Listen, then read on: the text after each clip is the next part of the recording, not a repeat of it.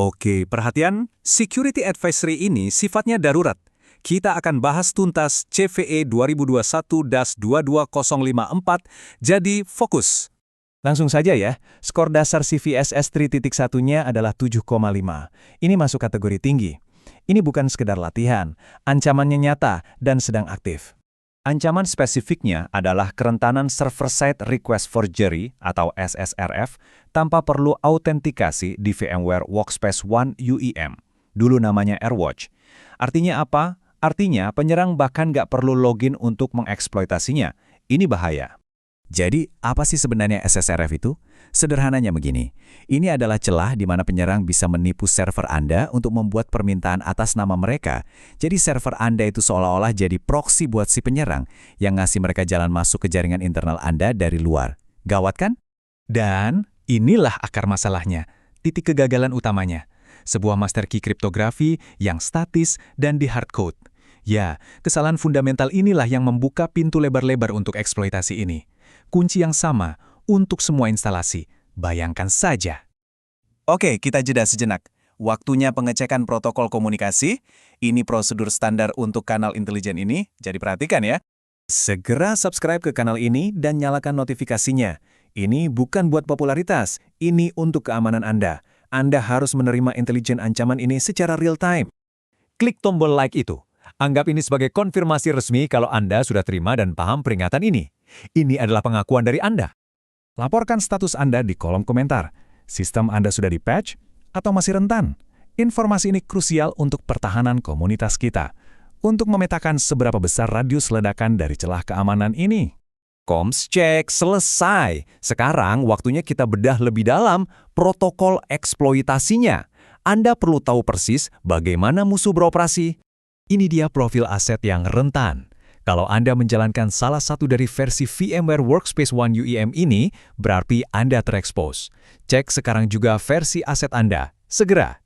Proses serangannya itu berjalan dalam 3 tahap. Pertama, karena ada master key yang statis, penyerang bisa mengenkripsi payload mereka.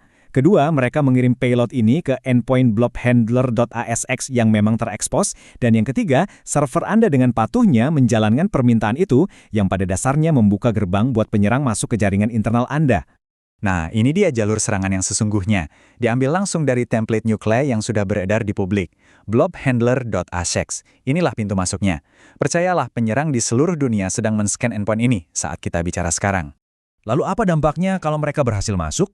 Parah, sangat parah. Penyerang bisa melakukan pengintaian di jaringan internal Anda seenaknya melewati firewall, dan yang paling bahaya, mereka bisa mencuri kredensial cloud dengan mengakses endpoint metadata. Contohnya ya, alamat IP internal AWA 169.254.169.254 yang Anda lihat di layar itu. Oke, cukup soal masalahnya. Sekarang kita fokus ke solusi. Ini adalah rencana aksi Anda. Ini mandat mitigasi yang harus Anda jalankan. Dengarkan baik-baik, poin ini sangat-sangat krusial.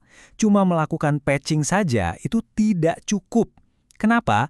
Karena master key yang di hardcode itu masih ada di database Anda. Jadi, Anda harus melakukan patch dan merotasi kunci tersebut. Kalau tidak, Anda sama saja masih rentan.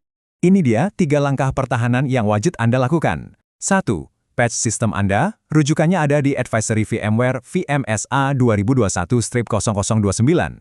2. Dan ini yang paling penting, ikuti artikel KB 88323 untuk merotasi master key. 3. Pantau terus log Anda, cari aktivitas mencurigakan apapun di endpoint yang rentan itu. Sebagai penutup, penting bagi Anda untuk memahami proses di balik advisory ini. Kami beroperasi di bawah prinsip Coordinated Vulnerability Disclosure. Coba lihat lini masa ini. Kerentanan ini ditemukan di 2021, dan patch-nya dirilis tak lama setelahnya. Tapi, perhatikan ini. CISA sampai harus menambahkan CVE ini ke dalam katalog kerentanan yang diketahui telah dieksploitasi. Kenapa?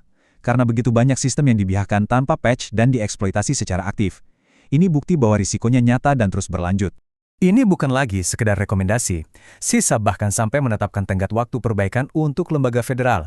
Ini adalah validasi resmi bahwa ancamannya nyata, aktif, dan menuntut tindakan segera dari siapapun yang masih terekspos. Inilah alasan kenapa kami melakukan ini. Tujuannya bukan untuk pamer, tapi untuk memperkuat pertahanan kita semua. kami menemukan kelemahan supaya Anda bisa membangun pertahanan yang lebih kuat. Saya akan tutup dengan pertanyaan ini untuk Anda renungkan. Anda mungkin sudah menerapkan patch untuk CVI yang ini, tapi bagaimana dengan praktik kriptografi Anda secara keseluruhan? Apakah ada master key lain yang di hardcode di luar sana yang hanya menunggu untuk ditemukan? Ingat, ini lebih dari sekedar satu kerentanan. Misi selesai, tetap aman.